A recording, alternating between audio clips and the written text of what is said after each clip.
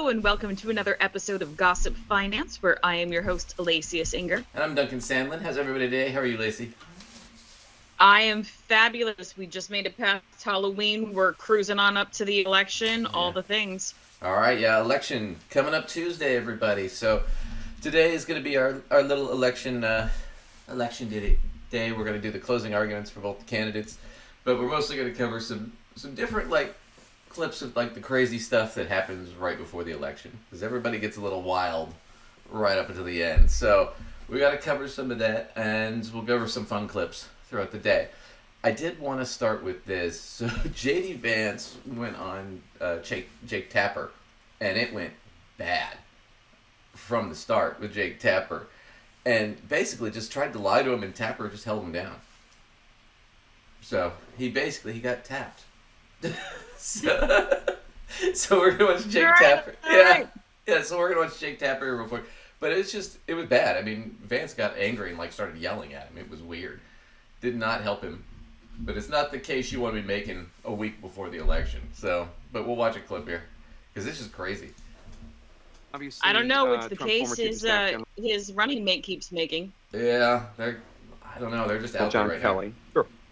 Was alarmed. So let me preface this. So this is John Kelly basically said Trump was a fascist. We covered this last week, where hang on, what's going on? We covered this last week where John Kelly was on a radio show and they asked him, "Do you think Trump's a fascist?" So he looked up the definition, went through the definition, and he was like, "Oh yeah, no, he is."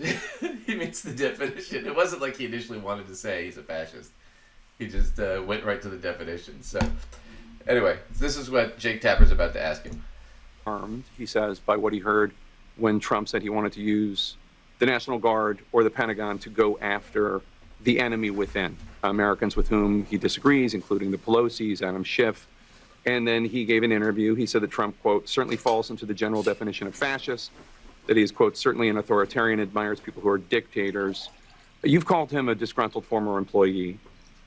But why shouldn't Americans out there listen to somebody who worked closely with Trump, worked with him longer than you've worked with him, retired four-star Marine general, served his country honorably, who is conservative, who says he agrees with Trump on most policies, but is worried about this aspect of Trump?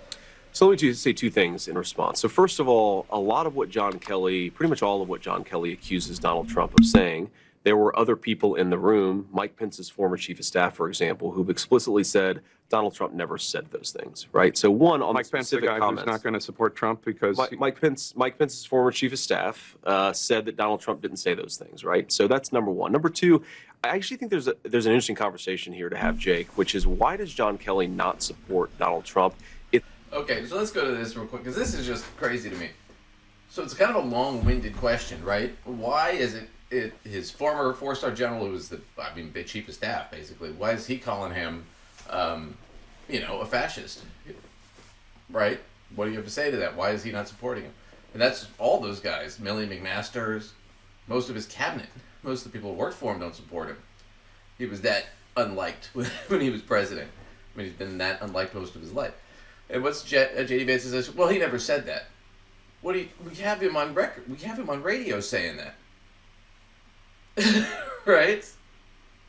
And we have him on radio saying, yeah, I had multiple conversations with Trump where Trump asked me about Hitler. And why can't we be more like Hitler's generals? Right? And he's like, well, Trump never said that. How do you know?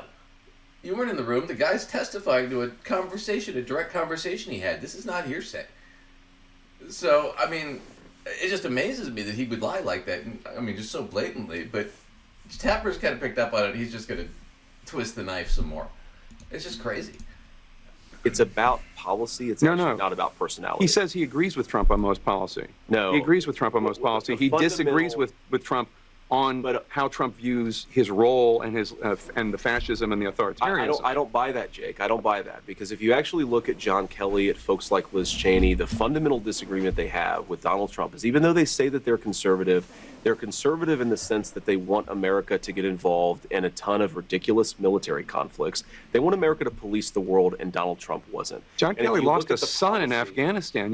Why are you saying that he, like, I've never heard John Kelly say whether he supports of Iraq or Afghanistan. And I honor his son's sacrifice, and I honor his family's sacrifice. That doesn't mean he's not wrong about policy. What specifically are you talking about? What has he said? Is your argument that a person who lost a son in Afghanistan can't be wrong about public policy? I'm asking then you. Why bring that up? Let's talk about public policy. Because I've never criticized his service or his son's service. I brought it up because you're acting as if he is pro-war, and I've never heard him say whether or not he supported the war in Afghanistan or the war in Iraq. He was a general carrying out orders. See, now, here's what I think Jake Tapper screwed up, because we're not even on the question anymore. The question was about, did Kelly actually ask, or Kelly said that he was a fascist, and he talked about Hitler. What does J.D. Vance? This is what J.D. Oh, go ahead. He let him derail him. Yeah. That's it's this sort of runaround tactic a lot of politicians use, like, to see if we can steer away from the actual question and topic at hand, and unfortunately, that kind of happened here. Right. Well, and that's all J.D. Vance does, is try to change the topic whenever he's cornered. And we went through that last time. That one reporter really nailed him because she just kept asking him the same question, and she never let him get off topic. And she asked him that same question 3 or 4 times until he finally did sort of give an answer. It was the wrong answer, but I mean, it took her a while to get him there. But that's the problem, is it's almost like he's just running out the clock. But it just, the whole thing is just crazy. We'll go into more of his answer here, but this is just stupid. I know John Kelly's worldview, and I know the people who have attacked Donald Trump the most vociferously on foreign policy. They'll say, well, he's a dictator, when what they really mean is they won't listen. Donald Trump wouldn't listen to the leadership of the military when they wanted him to start ridiculous conflicts. That is a consistent theme.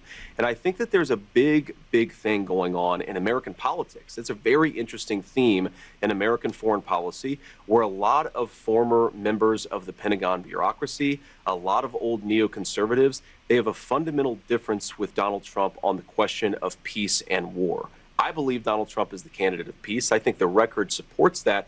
But the reason these guys go after him so vociferously, I don't think that it's about his personality, Jake. I think that it's about they don't like that Donald Trump said no when a lot of them wanted to start a ridiculous war. Well, you're ascribing worldviews, I think, based on gut. I can't really tell where you're coming from on it. There's no evidence. Based on people that I've talked to in the Trump administration, sure, John Bolton, what John Kelly wanted to do, John Bolton, Liz Cheney, these people have a consistent... John Kelly was at the Department of Homeland Security, and then he was chief of staff. He was not weighing in. I don't even know what you're talking about. Like I said... So it's just... I mean, so, wait. So, first you're saying, you know for a fact Trump never said that, even though Kelly's saying he said that directly to him. Right? And you're saying, well, Kelly's saying this not because that's his opinion of Trump, but because he disagrees with Trump on policy, so now he's got to make up stuff about him personally. And you know he disagrees with him on policy because you talked to somebody somewhere and you got some hearsay? So wait, so you're going off hearsay, but you're saying, well, you can't trust him because he's going off hearsay, when we know it's a direct quote.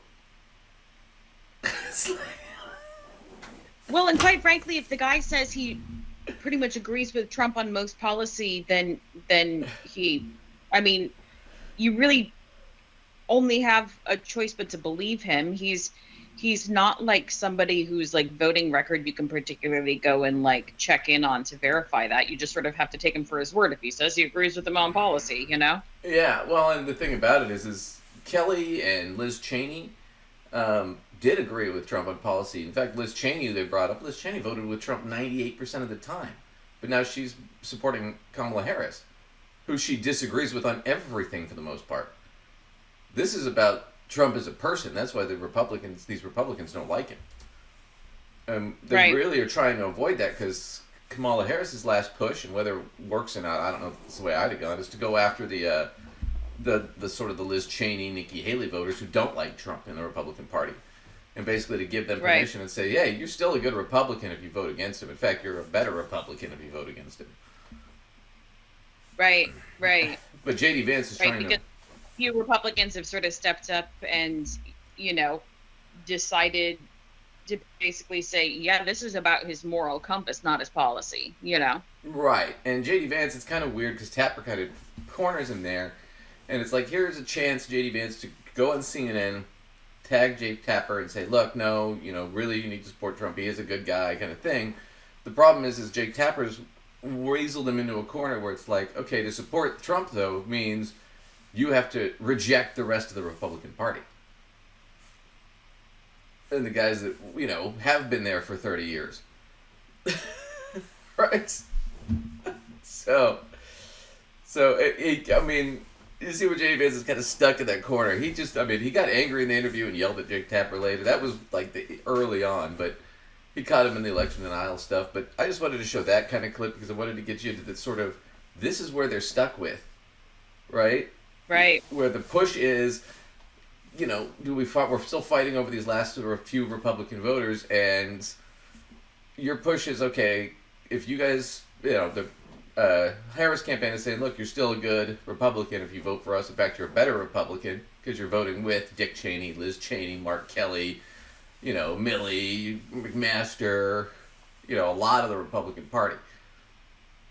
Right? That's where he's saying, no, it's just the entire Republican Party are assholes. Just choose us.